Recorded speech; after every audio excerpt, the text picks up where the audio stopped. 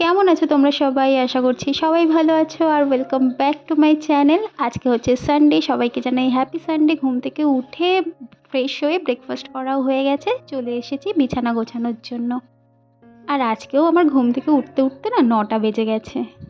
শুধু সানডে বলে নয়, প্রত্যেক দিনই আমার ঘুম থেকে উঠতে না দেরি হয়ে যায়। কারণ কি বলো তো, রাতে না ঘুমই আসে না, 1টা 1:30 2টো বেজে যায়, তখনও আমার ঘুম আসে না। তাই জন্য সকালে ঘুম থেকে উঠতে একটু দেরি হয়ে যায়, কিন্তু চেষ্টা করি ঘুম থেকে ওঠার পর চটপট কাজগুলো সেরে নেওয়ার।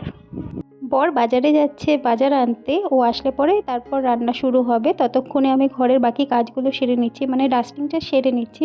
মাঝে মধ্যে তো রান্না বসিয়ে দিয়ে সেই টাইমটায় ডাস্টিংটা করি, কিন্তু ও যখন বাজারে যাচ্ছে তো এখন তো আর রান্না বসাতে পারবো না, তাই জন্য আগে ডাস্টিংটা করে নিচ্ছি।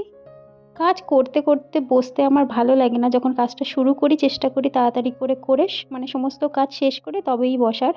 আর প্রত্যেক দিন তো ডাস্টার দিয়ে ডাস্টিং করি, আজকে একটু কলিন দিয়ে সমস্ত কিছু মুছে নিচ্ছি। ডাস্টার দিয়ে ডাস্টিং করার পরেও না একটা সাদা সাদা ভাব থেকে যায়, তো মাঝে মাঝে এটা কলিন দিয়ে মুছে নিতে হয়, তাহলে পুরো চকচক করে। তো বড় বাজার থেকে চলে এসেছি, আমি চলে এসেছি রান্নাঘরে। ডাস্টিং করা আমার কমপ্লিট, মানে বেডরুমটা কমপ্লিট, ড্রয়িং রুমটা বাকি আছে। ড্রয়িং রুমটা করবো এই রান্নাটা বসিয়ে দিয়ে। আজ যেহেতু সানডে তো মাংস তো হবেই, চিকেন নিয়ে আসতে, তো চিকেন করব। চলো রান্নাটা বসিয়ে দিই। তোমরা যারা আমার এই ব্লগটা দেখছো, আমার এই ব্লগের মধ্যে যদি তোমাদের কিছু ভালো লেগে থাকে প্লিজ লাইক করো, কমেন্ট করো, শেয়ার করো, আর প্লিজ প্লিজ প্লিজ আমার এই চ্যানেলটা সাবস্ক্রাইব করে দিও। এখানে দেখো আমি মাংসটা ধুয়ে রেখে দিয়েছি, আগে আলুটাকে ভেজে নিচ্ছি, তারপর মাংসটা বসাবো। তো আমি দুটো কড়া বসিয়ে দিচ্ছি গ্যাসে, একদিকে মাংস করব আর একদিকে করব কলমি শাক ভাজা। কাটাকুটিগুলো আমি আগেই করে নিয়েছি। তারপর চটপট দুটো গ্যাসে রান্না বসিয়ে দিলে তাড়াতাড়ি রান্নাটা হয়ে যাবে। আজকে শুধু এই দুটো মেনুই হচ্ছে, মাংসের তরকারি আর কলমি শাক ভাজা। তো দুটো গ্যাসে দুটো রান্না চাপিয়ে দিয়েছি, এটা আস্তে আস্তে হতে থাক, ততক্ষণ গিয়ে আমি ঘরের বাকি কাজগুলো সেরে নিই। তো এখন ড্রয়িং রুমটাকে ডাস্টিং করবো। এই কাচের সেলফগুলো না একটু সাদা সাদা হয়ে আছে, এগুলোকেও কলিন দিয়ে ভালো করে মুছে নেব। ডাস্টিংটা কমপ্লিট হলে তারপর ঘরটা ঝাড়ু দিয়ে ঘরটাকে মুছে নেব। এর ফাঁকে আমি কিছু জামাকাপড় ছিল সেগুলোকেও ভিজিয়ে দিয়েছি, ওগুলো স্নান করার সময় কাচবো।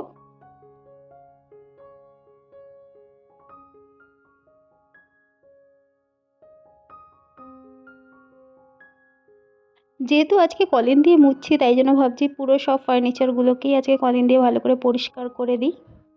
বসে না থেকে চটপট কাজগুলো যদি করে নেওয়া যায় একেবারে, তাহলে কিন্তু খুব তাড়াতাড়ি কাজগুলো শেষ হয়ে যায়, তো সমস্ত কাজকর্ম করে তারপর নিশ্চিন্তে বসা যায়।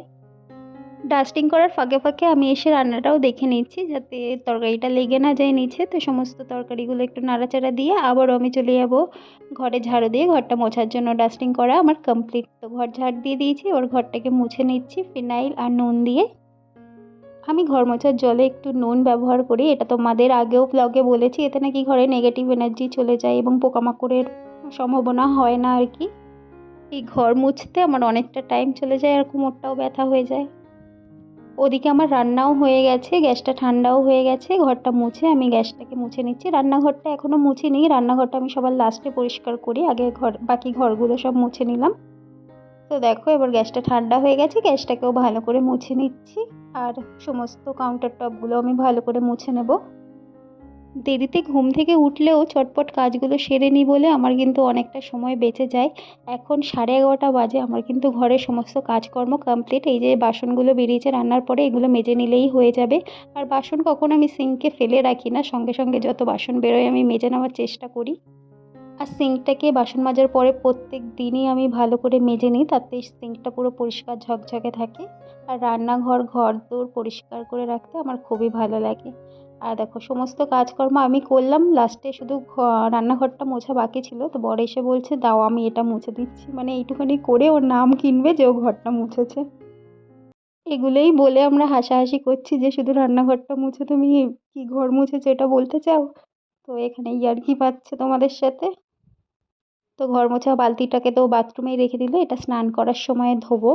এখন আমি গিয়ে আগে একটু স্কিন কেয়ার করবো। এখন বাজে 12টার মধ্যে কিন্তু আমার সমস্ত কাজকর্ম কমপ্লিট। আর এখানে দেখো একটুখানি মুলতানি মাটি নিয়ে নিয়েছি, কফি পাউডার নিয়ে নিয়েছি, সেটাকে মিক্সড করা, মানে সেটাকে মিক্সড করছি আমি গোলাপ জল দিয়ে। এটা খুব ভালো, এই প্যাকটা ইউজ করে দেখতে পারো, গরমের জন্য খুবই ভালো। তো এটা আমি একটা ভিডিও বানাচ্ছিলাম, তাই জন্য একেবারে একটু ড্রেসটা চেঞ্জ করে নিলাম। ঘরের কাজকর্মও হয়ে গেল, তারপর কিন্তু অনেকটা সময় পেয়ে গেলাম নিজের জন্য। এখন কিন্তু আর সেরকম কোনো কাজ নেই, শুধু স্নান করে খাওয়া-দাওয়াটা করে নিলেই হবে। আর খাওয়ার পরে যে কটা বাসন বেরোবে সে কটা ধুয়ে নেব। এবার স্নানটা করে নেব প্যাকটা মেখে। তো চলো ব্লগটা এখানেই শেষ করছি। ভালো লাগলে please do like, comment, share and please subscribe. দেখা হচ্ছে নেক্সট ব্লগে।